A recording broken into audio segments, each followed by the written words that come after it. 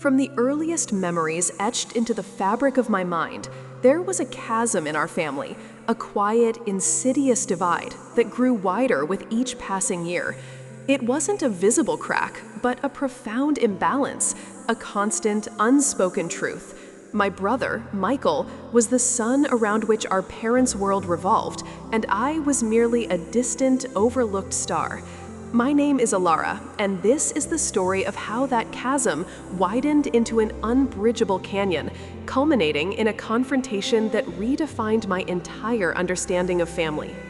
Growing up, the favoritism wasn't a sudden, jarring revelation, but a slow, creeping realization. It wasn't in the way Michael's scraped knee warranted a flurry of panicked attention, while my broken arm was met with a perfunctory, "Are you sure it's not just a sprain, Alara?" It was in the lavish birthday parties Michael received, complete with bouncy castles and catered food, contrasting sharply with my modest gatherings, usually just a cake and a few friends. My parents, bless their hearts, genuinely believed they were fair, but their actions spoke a louder, more painful truth. Michael was the golden child, the one destined for greatness, even when his report cards told a different story. I was the responsible one, the quiet achiever, often praised for my independence, which in hindsight was just a polite way of saying they didn't have to worry about me. I learned early on that attention was a finite resource, and Michael always had dibs. I remember one Christmas, I was about 10 and Michael was 12. I had meticulously saved my allowance for months to buy my mother a small, hand-painted ceramic bird. Michael, on the other hand, had forgotten to get anything. On Christmas morning, when my mother unwrapped my gift, she smiled, a fleeting, almost absent smile, and placed it on the mantelpiece. Then Michael, with a theatrical sigh, declared he had a surprise for her. My father, with a knowing wink, produced a beautifully wrapped, expensive silk scarf. "Michael wanted to make sure you had something special," he announced, beaming. My mother's face lit up, a genuine, radiant joy I rarely saw directed at me. Michael preened. I felt a cold knot form in my stomach. It wasn't just the scarf, it was the narrative, the shared performance, the way they conspired to create a moment where Michael was the hero, even when he wasn't. That moment, among countless others, taught me a bitter lesson. My efforts, my genuine gestures, would always be overshadowed. This pattern continued through adolescence. Michael struggled in school, and my parents poured money into tutors, special programs, and endless encouragement. When I excelled, earning scholarships and academic awards, their response was usually a proud but brief, "That's our Alara, always so smart." It felt less like a celebration of my achievement and more like a confirmation of a pre-existing expectation, one that required no active nurturing from them. They never had to push me. I pushed myself. I had to. My independence wasn't a choice. It was a necessity forged in the crucible of their neglect. After high school, I worked tirelessly, juggling a part-time job with a full course load to put myself through college. I was determined to build a life where my worth wasn't contingent on my parents' validation. My brother, meanwhile, drifted from one half-baked scheme to another, always with a safety net provided by our parents. They paid his rent, bailed him out of minor financial scrapes, and even funded a disastrous startup that crumbled within months. Each time, they'd shake their heads, sigh dramatically, and then, inevitably, open their wallets again. "He just needs a little more time to find his footing," my mother would explain, her voice laced with an endless well of maternal patience that I had never experienced. By the time I was in my late 20s, I had managed to carve out a respectable career, and with years of diligent saving and a punishing mortgage, bought my own modest home. It was a small, two-bedroom house in a quiet, tree-lined suburb, but to me, it was a palace. It represented freedom, hard work, and above all, a sanctuary. It was a space where I made the rules, where my efforts were valued, and where I could finally breathe without the subtle, suffocating weight of my parents' expectations or their constant doting on Michael. This house wasn't just bricks and mortar. It was a monument to my resilience, a tangible symbol of my self-made success. My parents, on the other hand, had not managed their finances with the same prudence. They had lived comfortably, even lavishly at times, but always seemed to hover on the brink of financial instability. They'd often hint at their struggles during our infrequent phone calls, a familiar lament about rising costs, unexpected expenses, and the general unfairness of the world. They never asked me for money directly, but the implications hung heavy in the air. I always wondered why they didn't downsize, why they clung to their large, expensive home when it was clearly a burden. It felt like they were waiting for a miracle, or perhaps for someone else to solve their problems. Then came the news that shocked me, though perhaps it shouldn't have. My parents decided to sell their house. The house I grew up in, the house that held a million complicated memories, was going to be sold. My initial reaction was a mix of relief and sadness. Relief because perhaps this meant they would finally get their finances in order, find a smaller, more manageable place. Sadness for the finality of it, the severing of a last physical tie to a childhood that, despite its challenges, was still mine. I called my mother, offering to help with packing, finding a realtor, anything. She politely declined, saying they had everything under control. "Don't you worry your head about us, dear," she said, her voice unusually cheerful. "Michael is handling everything." Michael, of course. A familiar pang of unease shot through me. What exactly was Michael handling? My brother, whose track record with financial management was, to put it mildly, abysmal. My unease grew into a gnawing anxiety. I tried to push it away, telling myself that perhaps Michael had finally matured, that maybe he had found some financial wisdom. But deep down, I knew better. Weeks turned into months. The house sold quickly for a substantial sum, I heard through the grapevine. Then silence. My parents were vague about their new living arrangements, always deflecting my questions. "Oh, we're just figuring things out," my father would say, a strange, almost smug tone in his voice. "Everything's going to be just fine." I imagined them settling into a cozy condo, finally free of the burden of their large home, perhaps even having a little extra to enjoy their retirement. I tried to be happy for them, to genuinely feel a sense of peace for their future. Then came the bombshell. It wasn't from them directly, of course. It was from a distant aunt, a well-meaning but gossipy relative, who thought I was already in the loop. "Isn't it wonderful about Michael?" she chirped over the phone. "Your parents giving him all that money for his new venture. $650,000. What a blessing!" The phone almost slipped from my hand. $650,000. All of it. Not a portion, not a loan, but the entire proceeds from the sale of their house, their life's biggest asset, handed over to Michael, my brother, who had consistently proven himself incapable of managing even a modest allowance, was now entrusted with enough money to buy several houses. My mind reeled. I felt a surge of white-hot anger, followed by a cold, crushing sense of betrayal. It wasn't about the money itself. I hadn't expected a dime. It was the sheer audacity, the blatant disregard for their own future, and the stark, undeniable proof of where my parents' priorities truly lay.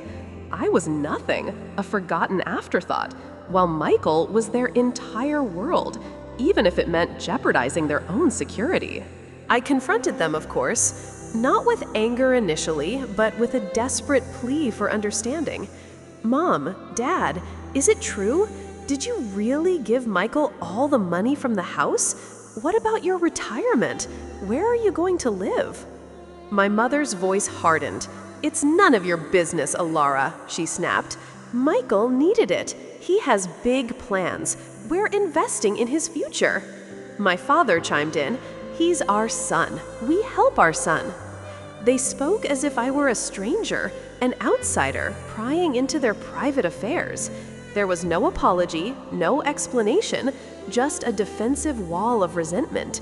They genuinely believed they had done nothing wrong, and my questioning was an affront. My heart ached.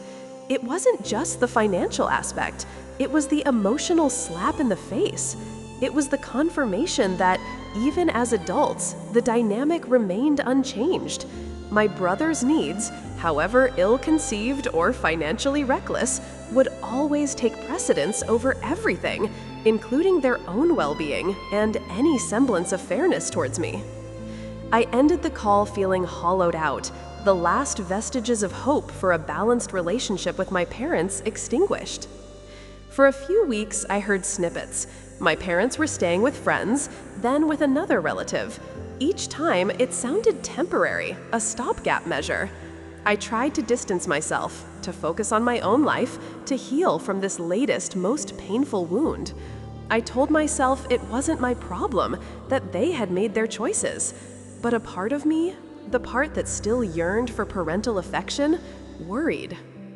Then the phone call came. It was my mother, her voice syrupy sweet, a tone that always put me on edge. "Ilara, darling," she began, "your father and I have been talking, and we've come up with a wonderful solution." My stomach clenched. "Oh, what's that, Mom?" I asked, trying to keep my voice neutral. "Well, you have that lovely 2-bedroom house, don't you? And that spare room is just sitting there, completely unused. It's perfect. We'll just move in with you." She sounded genuinely excited, as if she were announcing a delightful surprise, a grand gesture that I should be eternally grateful for. My blood ran cold. The spare room, my sanctuary, my carefully curated space, invaded. I tried to process her words, to find the right response that wouldn't explode into an argument. "Mom," I said, choosing my words carefully, "that's a very generous thought, but my spare room isn't actually unused. I use it as an office, and it's also where I keep my art supplies. It's not really set up for guests, let alone for long-term living." I tried to inject a note of gentle finality into my tone. Her sweetness evaporated. "Nonsense, Ilara. You can work anywhere, and your little art hobby can be put away. We're family. What's a little inconvenience for your own parents? We've given you so much over the years." The familiar refrain, the emotional blackmail, the unspoken tally of favors they believed they were owed. I felt my resolve harden. This wasn't about a spare room. It was about control, about entitlement, about their refusal to take responsibility for their own choices, and their expectation that I, the overlooked child, would pick up the pieces. "Mom," I said, my voice now firm, "I love you and Dad, but my home is not an option for you to move into. It's small and it's my private space. It wouldn't work." I braced myself for the explosion. And explode she did. "How dare you, Ilara? After everything we've done for you, you're turning your own parents out onto the street? You're heartless, ungrateful. Michael would never treat us this way." The typical comparison, the ultimate weapon in their arsenal. I closed my eyes, taking a deep breath. Michael, I thought, would never have to treat them this way because he was the one who took all their money. "Mom, you made choices about your finances," I stated, my voice remarkably calm despite the tremor in my hands. "You chose to give Michael all your money. That was your decision. I am not responsible for the consequences of that decision. My home is not available." I hung up, my heart pounding, a strange mix of fear and exhilaration coursing through me. I had finally drawn a line in the sand, a boundary that should have been there years ago. I thought that would be the end of it. I was wrong. 2 days later, a Tuesday afternoon, I was working from home, immersed in a complex project. My doorbell rang. I glanced at the clock. It was earlier than my usual delivery. I opened the door, and my jaw dropped. Standing on my porch, luggage stacked around them like a small fortress, were my parents. My mother, with a triumphant, slightly condescending smile, and my father, looking sheepish but determined. Behind them, a taxi idled at the curb. "Well, hello, Ilara," my mother chirped, pushing a large suitcase forward with her foot. "Looks like we made it. The taxi driver was so helpful. Don't worry, we paid him extra for the wait. Now let's get these bags inside, shall we?" It wasn't a request. It was a declaration, an invasion. They had come uninvited with the full expectation of moving in, despite my clear refusal. My blood ran cold, then boiled. This wasn't just entitlement, it was an act of aggression, a complete disregard for my autonomy, my home, my very existence as an independent adult. They truly believed they had a right to my space, my resources, simply because they were my parents. "What are you doing here?" I asked, my voice barely a whisper, a stark contrast to the roar of anger building inside me. My mother laughed, a brittle, dismissive sound. "What do you mean, what are we doing here? We're moving in, of course. We told you on the phone. Don't be silly, Alara. Move out of the way. Your father needs to bring in these heavy bags." My father, avoiding my gaze, started to pick up a suitcase. This was it, the moment of truth. Years of suppressed resentment, of feeling second best, of being overlooked and taken for granted, coalesced into a fierce, unyielding resolve. My home, my sanctuary, was under siege. "No," I said, my voice gaining strength, each syllable sharp and clear. "You are not moving in. You are not coming inside." I stood my ground, blocking the doorway, my arms crossed over my chest, a physical barrier matching the emotional one I had finally erected. My mother's smile vanished, her face twisted into a mask of pure fury. "Alara, don't be ridiculous. We're your parents. We have nowhere else to go." "That's a consequence of your choices, Mom," I retorted, my voice unwavering. "You chose to give Michael all your money. You chose not to plan for your future. My home is not your fallback plan. It's my home, and I decide who lives here." The words felt like a liberation, a declaration of independence I had been rehearsing my entire life. "You ungrateful wretch," my father suddenly bellowed, his face red with indignation. "After everything we've done for you, we raised you, we fed you, we clothed you, and this is how you repay us?" "You raised Michael," I shot back, the dam finally breaking. "You fed Michael, you clothed Michael, you paid for Michael's every whim. You poured your resources, your love, your attention into him, while I was left to fend for myself. I worked my way through college. I bought this house with my own sweat and tears, not a dime from you. And now you expect me to sacrifice it all because you made a reckless decision to hand over your entire life savings to a man-child who couldn't manage a lemonade stand? No, absolutely not." The air crackled with unspoken accusations, years of buried pain finally erupting. My parents stared at me, their faces a mixture of shock, anger, and perhaps a flicker of something resembling hurt. They had never heard me speak like this, never seen me truly stand up to them. I had always been the quiet, compliant one, the one who absorbed their slights and never pushed back. "You are insane," my mother shrieked, her voice reaching a hysterical pitch. "You are just like your Aunt Carol, bitter and alone. You'll regret this, Alara. You'll regret turning your own flesh and blood away." "I will regret nothing," I said, my voice now calm, infused with a quiet strength. "I am protecting my home, my peace, and my sanity. You need to leave, now. If you don't, I will call the police and I will have you removed for trespassing." It was a threat I never thought I'd utter to my own parents, but the words came easily, fueled by righteous indignation. My father's eyes widened. He knew I meant it. My mother, still sputtering, looked at him, then back at me. The resolve in my eyes must have been undeniable. Slowly, reluctantly, they began to gather their luggage. My father hailed the taxi driver, who had been watching the scene unfold with a mixture of amusement and discomfort. As they loaded their bags back into the trunk, my mother turned to me one last time, her eyes burning with a venomous glare. "You will never hear from us again, Alara. You have made your bed, now lie in it," she spat, before climbing into the taxi. My father, with a final, defeated glance, followed her. I watched the taxi pull away, disappearing down the street. The silence that descended upon my porch was heavy, profound. I stood there for a long time, the adrenaline slowly draining from my body, leaving me weak and trembling. Tears welled up in my eyes, hot and stinging. Tears for the childhood I never truly had, for the parents who never truly saw me, for the family that was irrevocably broken. But beneath the sorrow, there was also a powerful, exhilarating sense of relief. I had done it. I had stood my ground. I had protected my sanctuary.